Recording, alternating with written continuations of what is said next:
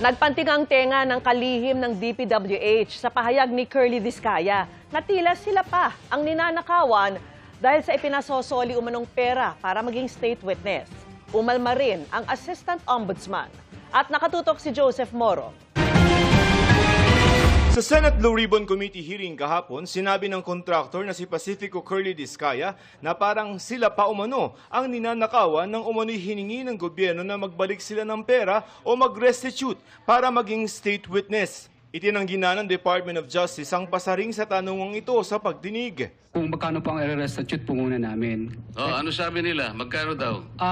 Ako po, hindi ko po masabi kung magkano po. Kasi para sa akin po, parang kami po ang nanakawan. Parang ibig sabihin, parang modern day na pagnanakaw. Tila nagpanting naman ang tenga ni Department of Public Works and Highway Secretary Vince Dizon sa sinabi ni Discaya. Medyo makapal din naman talaga ang mukha nitong si Curly Discaya. Kitang-kita namin lahat ang ebidensya laban sa kanila. Tapos ang lakas pa ng loob na magsabi, sila pa ang ninakawan. Kalokohan din ang turing ng Assistant Ombudsman sa pahayag ni Discaya. Hindi aniya pangingikil kundi pananagutan ang pagbabalik ng pera ng taong bayan.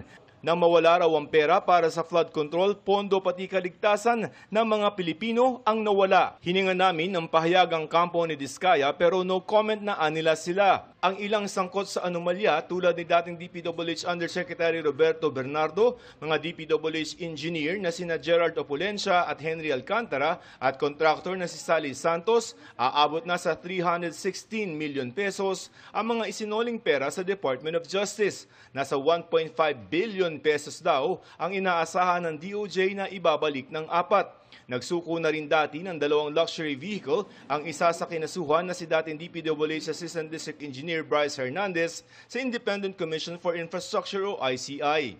Ang Anti-Money Laundering Council o AMLC nakakuha na ng 15 na mga freeze orders sa mga ari-arian ng mga umano'y sangkot sa anomalya at ang halaga ng mga frozen assets aabot na sa halos 23 billion pesos. Sakop nito ang lampas 700 mga individual at lampas 500 na mga entities tulad ng mga construction companies.